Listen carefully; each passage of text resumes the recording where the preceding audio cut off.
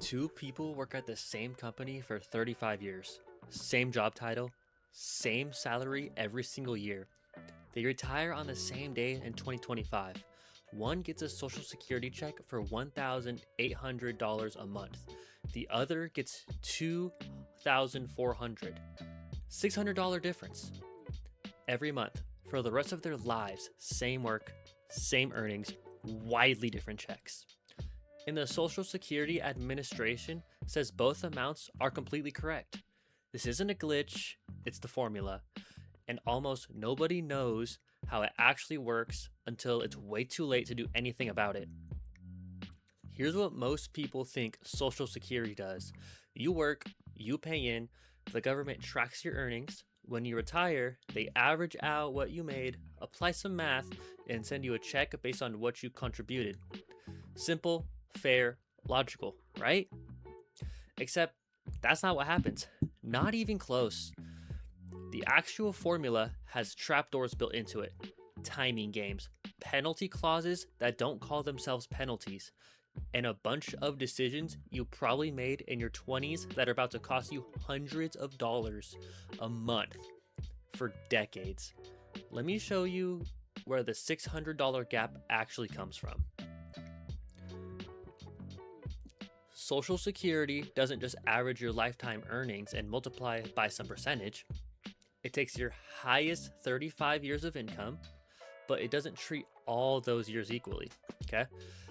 Every dollar you earn gets indexed for inflation to today's value. Sounds fair, but here's the first trap. If you don't have 35 years of earnings, Social Security fills in the missing years with zeros, actual zeros, and then averages them in. Work 34 years instead of 35? Congratulations, one of your highest 35 years is now $0. That tanks your average. Work 20 years, take 15 years off, then work another 15. You've got 5 years of zeros dragging down your average for the rest of your life. But that's not the weird part yet. Once Social Security calculates your average monthly earnings over those 35 years, it doesn't just multiply that number by percentage to get your benefit. It breaks your average into chunks and applies completely different percentages to each chunk. This is called bend points. And this is where identical earnings start getting different checks. For some reaching retirement age in 2025, the formula works like this. Take your average monthly earnings. The first $1,226 gets replaced at 90%. Sounds generous. The next chunk up to $7,391 gets replaced at 32%. Everything above that gets replaced at 15%. Let's say you average $5,000 a month over your 35 highest years. The first 1,226 gets multiplied by 9. That's $1,103. The remaining 3,774 gets multiplied 0.32. That's $1,208. Your base benefit is $2,311 a month. Now, here's where it fractures.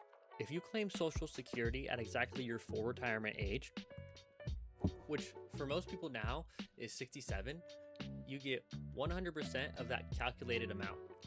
But if you claim at 62, the earliest possible age, your benefit gets permanently reduced by 30%. Not 30% for a few years, 30% forever. That 2,311 becomes 1,618, and it never goes back up. If you wait until 70, you get an 8% increase for every year you delay past full retirement age. That same 2,311 becomes 2,866 permanently. So person A and person B, identical earnings, same 35-year history. Person A files at 62, person B waits until 70. Person A gets 1,618.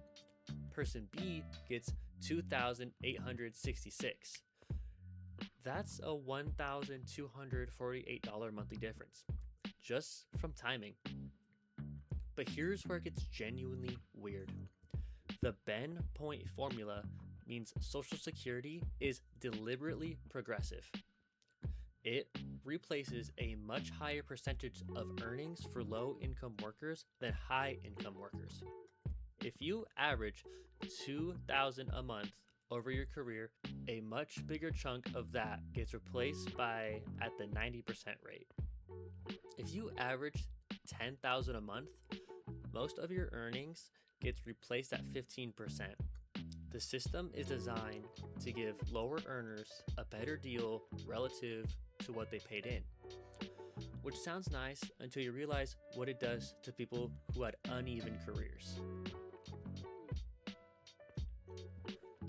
Let's say you spent 15 years making nothing because you stayed home with kids or worked jobs that didn't pay into Social Security. Then you worked 20 years at a high salary. Social Security fills those 15 missing years with zeros. Your average monthly earnings crater. Now here's the twist. Because your average is lower, more of your earnings fall into that 90% replacement bucket. You actually get a higher replacement rate than someone who worked steadily at a medium income for all 35 years. The system punishes steady medium earners and sometimes rewards people with huge gaps if their work years were high earned enough. It's not fraud, it's just how the math shakes out when you combine zeros with the Ben points. And nobody tells you this is happening. But there's the earnings test. If you claim Social Security before your full retirement age and keep working, Social Security will temporarily withhold some of your benefits. In 2025, if you're under full retirement age and you earn more than $22,320 from work, Social Security withholds $1 in benefit for every $2 you earned above the limit. So you file at 62 because you need the money. You paid up a part-time job that pays $30,000. You just triggered a penalty that claws back $3,840 of your annual benefits. You don't lose that money forever technically. Social Security recalculates your benefit upward when you hit full retirement age to account for months they withheld. But in that moment, it feels like the government is taking back money you already qualified for. Most people have no idea the earnings test exists until they get a letter saying their check is being reduced. Remember that earlier part about 35 years? Here's where it bites. Social Security recalculates your benefit every single year if you keep working. If this year's earnings are higher than one of your previous top 35 years, they swap it in and your benefit goes up slightly. Sounds good. But if you already claim benefits, that recalculation is automatic and invisible. You might see your check go up to $14 one month and have no idea why.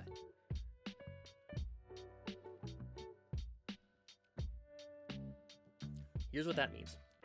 If you file early and keep working, you're getting a reduced benefit because you filed early, possibly losing money to the earnings test, but also maybe getting tiny annual bumps from recalculations. It's a three-way tug of war, and Social Security doesn't send you a scorecard. And then there's the spousal benefit maze. If you're married, you can claim a benefit based on your own work or up to 50% of your spouse's benefit at their full retirement age, whichever's higher, but you can't get both. And the 50% spousal benefit only applies if your spouse has filed for their own benefits. If they haven't filed yet, you can't claim spousal. This creates a coordination nightmare. Let's say you barely worked and your spouse had a strong earnings record. You want to file early at 62 to get some income, but your benefit based on your own record is tiny. You do way better claiming 50% of your spouse's benefit, except your spouse is waiting until 70 to max out their benefit. So you're stuck. You can file early and get your tiny reduced benefit, or wait until your spouse files and then claim spousal. And if you file for your own benefit first, even if it's tiny, you can't later switch to a full spousal benefit. You get the higher of the two, but your own benefit is now permanently reduced because you filed early. The spousal bump doesn't erase that. There used to be strategies to game this: file and suspend, restricted applications. Congress killed most of them in 2015. If you were born after January 1st, 1954, those options are gone. You're stuck with the current rules, which are way less flexible. Divorced? If your marriage lasted at least 10 years, you can claim spousal benefits based on your ex's records, even if they remarried. They never know. It doesn't reduce their benefit, but you still can't claim it until they're eligible, even if they haven't filed yet. And your benefit is still reduced if you file before your own full retirement age. Here's the part nobody tells you: cost of living adjustments, and the COLAs. They're applied to your benefit amount after all the reductions. So if you filed early and took a 30% cut, your annual inflation increases are calculated on the reduced amount. Person A filed early, gets $1,618, receives a 3% COLA. That's $49. Person B waited, gets $2,866, same 3% COLA. That's $86. The gap widens every single year. Over a 30-year retirement, we're talking about tens of thousands of dollars in cumulative difference just from compounding those smaller COLA increases. Taxes make it worse. Up to 85% of your Social Security benefit can be taxable depending on your other income. If you have a pension, retirement account withdrawals, investment income, Social Security uses a formula called combined income to figure out how much of your benefit gets taxed. The thresholds are absurdly low. $34,000 for joint fillers, every dollar above that, and 85% of your Social Security is taxable. So person A, who filed early and gets a smaller check, might stay under the threshold. Person B, who waited and gets a bigger check, crosses it and now pays federal tax on 85% of their benefit. The higher benefit is still worth it mathematically, but it's not as big a win as it looks on paper. And 12 states tax Social Security benefits on top of federal taxes. Most people don't find this out until they file their first tax return in retirement and owe money they didn't budget for. Here's what you actually need to do. First, create a My Social Security account on the Social Security Administration website. It shows your earnings record and gives you a benefit estimate at different claiming ages. Check it every year. If there's a gap or a year with zero earnings that should have earnings, you need to fix it now. Social Security pulls from your tax records, but errors happen. You have 3 years, 3 months, and 15 days to correct an earnings record. After that, it's locked. Second, run the math on your specific situation. Social Security's calculators are decent, but they don't account for taxes, spousal coordination, or your actual health and life expectancies. If you're in great health with family history of longevity, wait until 70 is almost the right move. If you have serious health issues and don't expect to make it to 80, filing early makes sense. Break even is usually around age 80 to 82. Third, if you're married, treat this like a joint optimization problem. The higher earner should usually wait as long as possible because that locks in a higher survivor benefit. When one spouse dies, the surviving spouse gets the higher of the two benefits, not both. If the higher earner filed early and reduced their benefit, the survivor is stuck with that reduced amount forever. Fourth, if you're still working in your 60s, be very careful about the earnings test. It's not a scam, but it's a trap if you don't plan for it. Sometimes it makes sense to delay benefits entirely instead of filing and losing money to withholding. And fifth, ignore the break-even analysis everyone obsesses over. Yes, if you file at 62 and die at 75, you came out ahead compared to waiting. But Social Security isn't just about maximizing total dollars calculated. It's longevity insurance. The whole point is making sure you don't run out of money if you live to 95. Filing early for a reduced benefit is a bet that you'll die sooner. That's a bet most people should not want to win. The Social Security formula isn't designed to be transparent. It's designed to be progressive and accurately sound across millions of people.